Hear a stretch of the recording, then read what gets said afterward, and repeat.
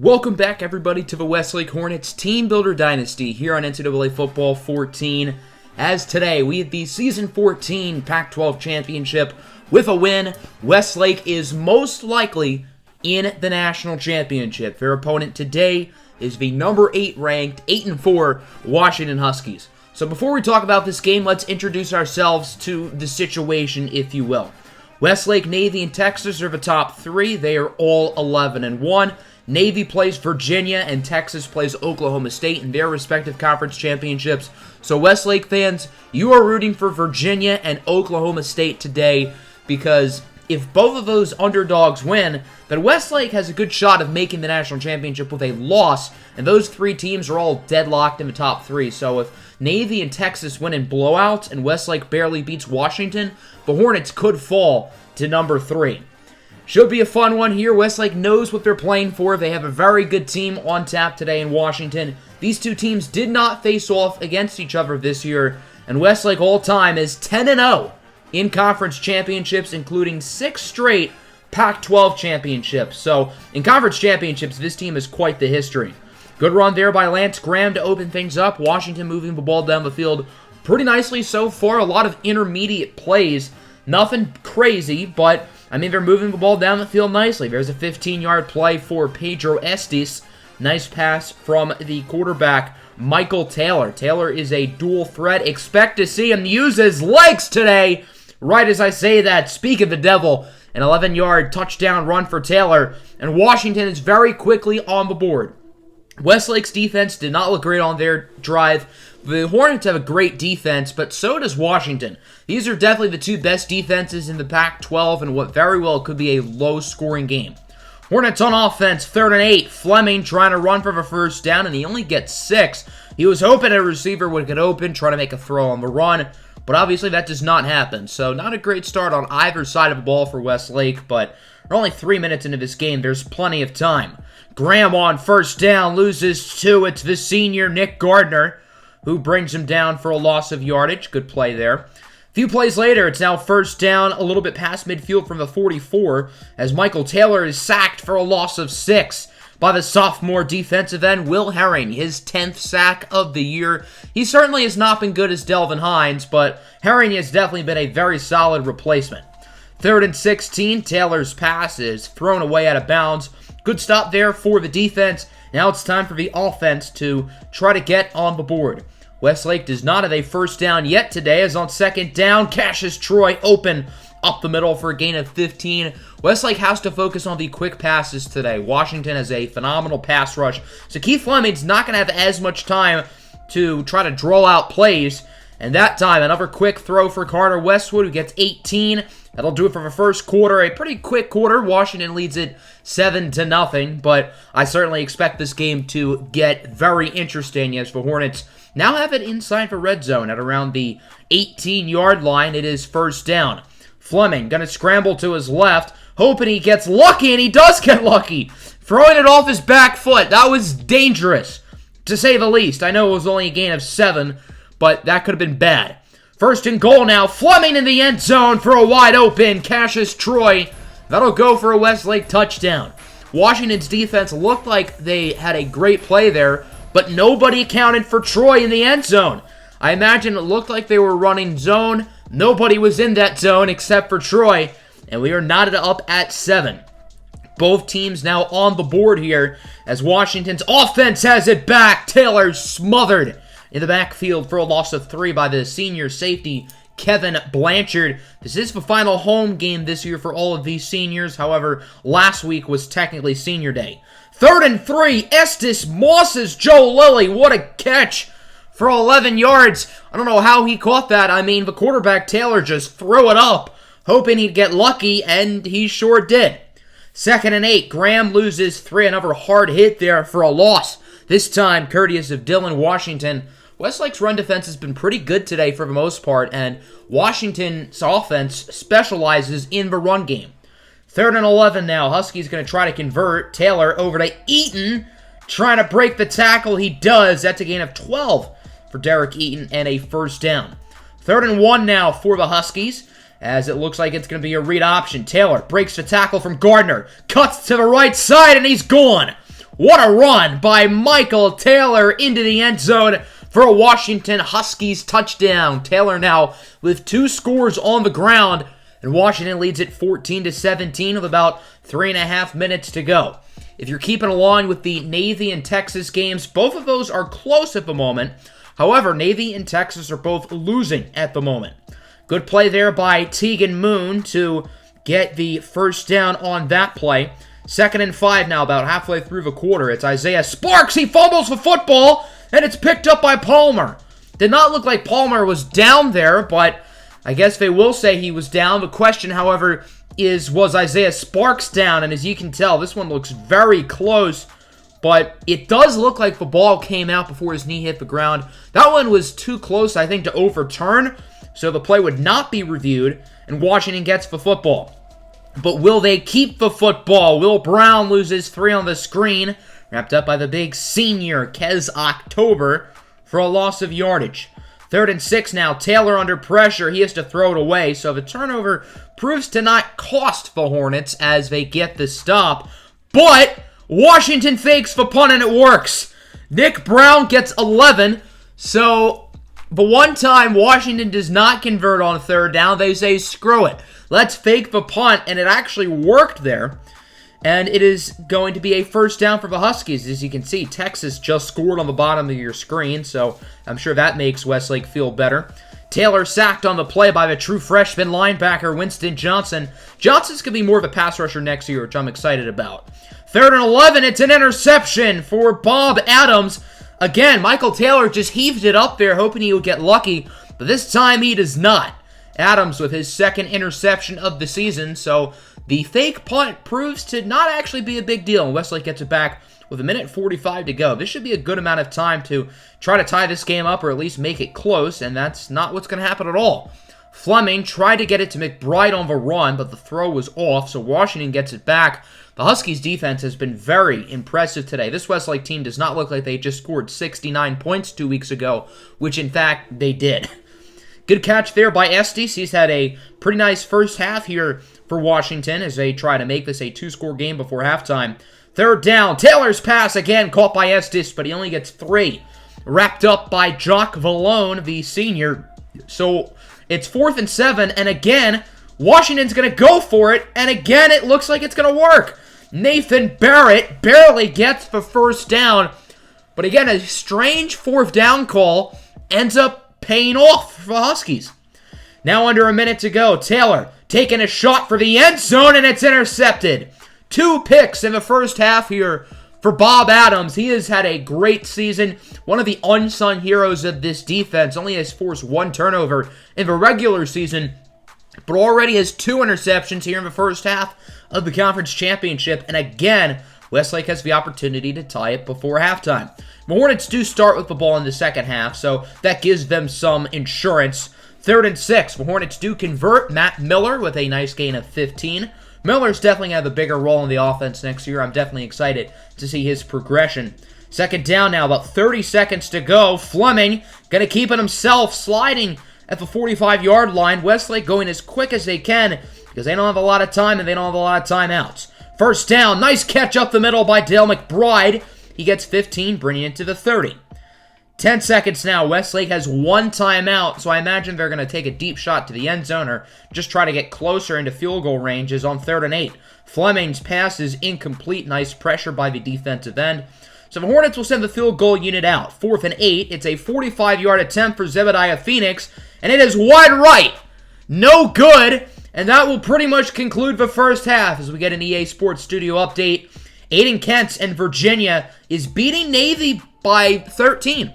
That's nice to see, but what's not nice to see is Zebediah Phoenix struggling.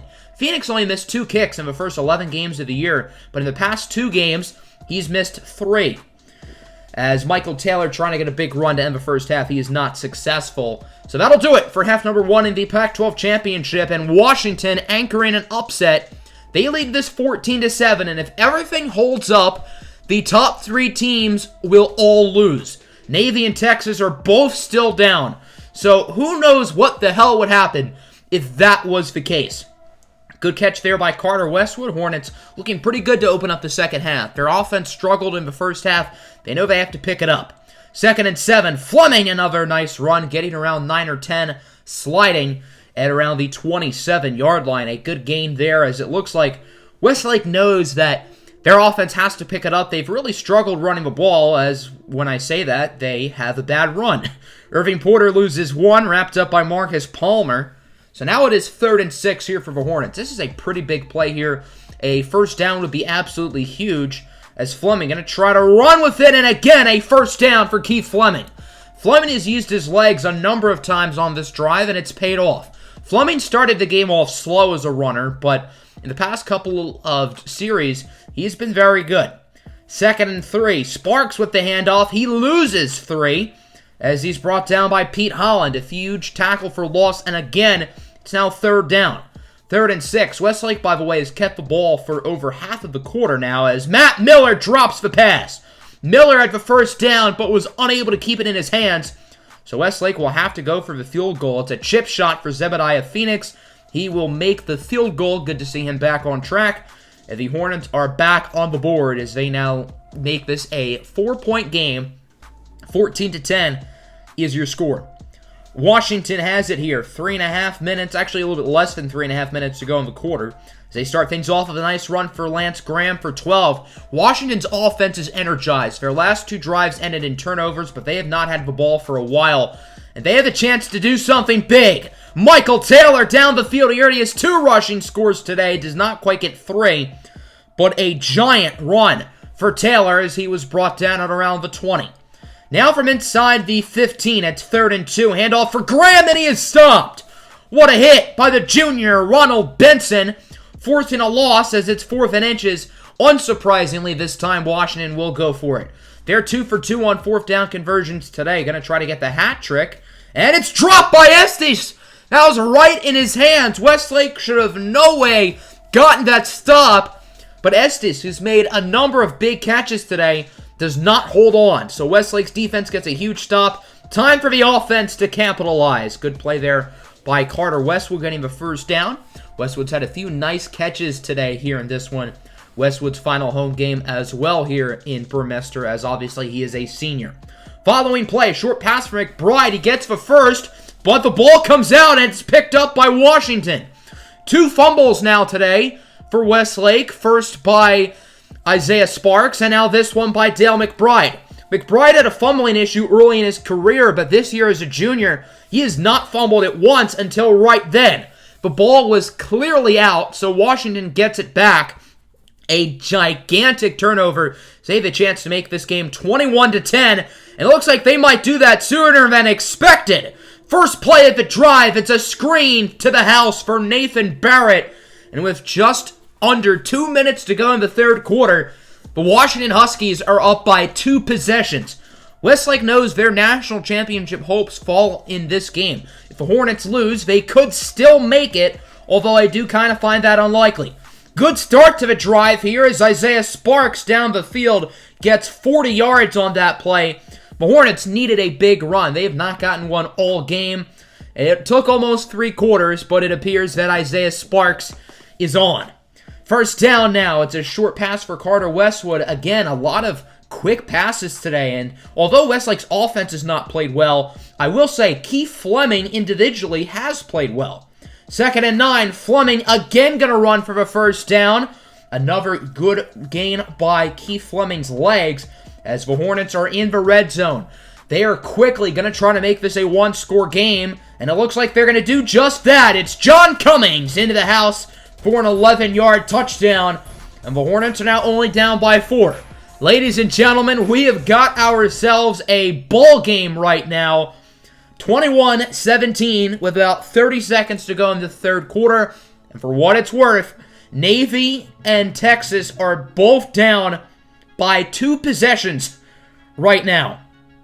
So Westlake has a better shot to win than both of those other top 3 teams, which is just absolutely wild to me. We'll see if Navy or Texas can make a comeback. 2nd and 10. Taylor sacked for a loss of 8 by Big Tuna. Richard Rivers Jr. as that'll do it for the 3rd quarter.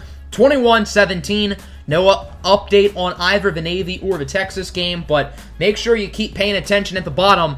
As this 4th quarter goes on, we have to pay attention to those 4th quarters as well. As we open up the fourth, Washington leads Westlake 21-17. Virginia is now beating Navy 27-21, and Oklahoma State is beating Texas 35-21. Hornets open up the fourth quarter with a stop. Gary Sims only gained 6, so now the offense has it with an opportunity to take the lead and plenty of time. 3rd and 3, Westlake gonna run for the first down. Isaiah Sparks gets 9. Sparks, by the way, has officially passed the 1,000 yards mark for the second straight season. Last year, he ran for exactly 1,000 yards. This year, he is now over. Fleming sacked on the play by Chip Morton for a loss of 7. Washington's first sack of the game, by the way. And now it is 3rd and long here for the Hornets. This will be a gigantic stop for Washington as it's in the hands of Westwood, but he drops it. The safety gets rid of the ball. A huge stop for the Huskies. Westlake needed to do something on that drive, and they were unable to. That was a good throw by Fleming as well, but did not stay in Westwood's hands. So Washington has it back, but Westlake's defense appears to be on fire right now. Taylor loses 3, again wrapped up by Dylan Washington. Washington has really stepped up here in the second half of this season. 3rd and 13 now. Hornets need a stop. It's a screen for Graham, and he only gets 3 yards. Big Tuna again. Richard Rivers Jr. brings him down, and the Hornets have it with under 4 minutes to go. 21-17 remains your score. For an opportunity to make the national championship on 2nd and 5, it's Tegan Moon for the first down. By the way, Navy has again cut the Virginia game down to 1 score. That one is anyone's game. However, Oklahoma State appears to have beaten Texas. With a minute to go, the Cowboys are up by 2 scores. Quick throw there for Troy, a huge first down for Westlake. And as you can see on the bottom, we have a final. The Oklahoma State Cowboys have upset number 3 Texas for the Big 12 championship. Your final in that one, 38-21. That's great news for Westlake. Meanwhile, Virginia is up by 7 against Navy, but look at the bottom. Navy has just scored a touchdown with a minute to go. So that game is knotted up at 35 and anybody's to win. This one is also anybody's to win. Good run by Fleming for 11 yards. Hornets are now in the red zone as we reach the 2-minute mark. The biggest drive of the season. Field goal does nothing. Westlake knows they need a touchdown. Fleming, risky throw, and it's in the hands of Carter Westwood. He does hold on this time inside the 5. Look at the bottom. We have a final. Navy has come back and defeated Virginia 42-35. Navy was down by 7 with a minute to go. I don't know what happened. So Navy is pretty much set to make the national championship. So that puts more pressure on Westlake. They know they have to win. 2nd and goal. Fleming with his legs. That's a touchdown.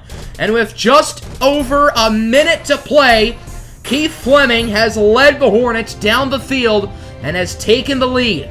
Washington still has timeouts. They still have a minute to go. As on 2nd and 8, that should have clinched it in the hands of Bob Adams. Would have been his 3rd interception of the game, but it is dropped. 3rd and 8 now, 57 seconds to play. Washington needs a first down. Taylor again going downfield, and it's once again broken up by Adams. 4th and 8 now. This is pretty much the game. Washington still has all 3 timeouts, but if they don't get this first down, you can pretty much call it game, as Eaton does not get it. Jock Vallone brings him down, and that should do it. Westlake's just going to have to choose some clock, and they will win this game and advance back to the national championship, barring something crazy. This is college football. Anything can happen. This game is not over. 49 seconds to go. First down. Handoff for Miller, and he got it.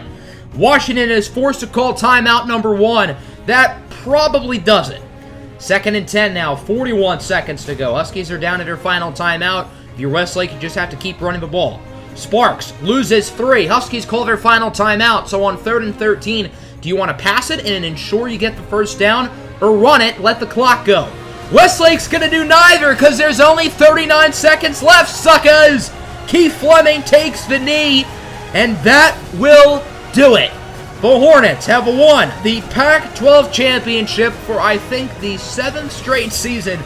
I know that sounds crazy. This conference championship was quite the game. A back-and-forth thriller here between Westlake and Washington, but the Hornets are the ones who end up winning, and barring something insane in the rankings, Westlake will go back to the national championship to most likely play the Navy Midshipmen.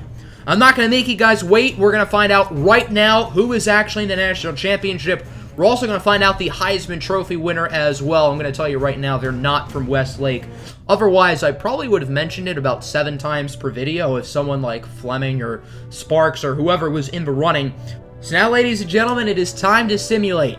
Will we get the Westlake Navy National Championship that we are all anticipating?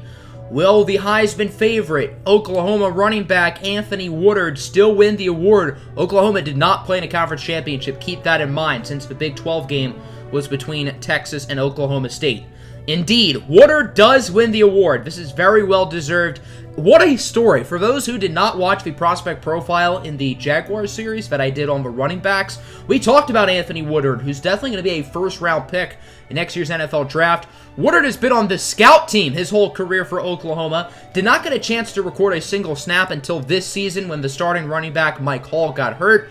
And the rest is history. I don't think anyone could have expected a kid who was on this scout team a year ago to win college football's most prestigious honor, the Heisman Trophy. Ronald Benson taking home some hardware. He wins the Bednarik Award. He also wins the Nagruski Award. Mike Rhodes wins the Remington. Benson wins the Best Linebacker of the Year Award, a.k.a. the Owen Jackson Award.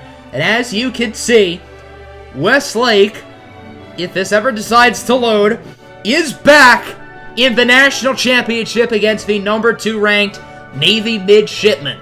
For the 4th time in 5 years, Westlake will be in the Natty, although it feels like forever since we were in the national championship. The last time we were in the Natty was 4 months ago in real time when John Cummings dropped the ball on 4th down to help Fresno State win that game. If this matchup between Navy is anything like that Fresno State game, boy, we are in for a treat. Herbie is picking Navy. I don't really know why. As you can tell by their statistics, they are only a B+ overall, but they have a really good offense, specifically their rushing attack.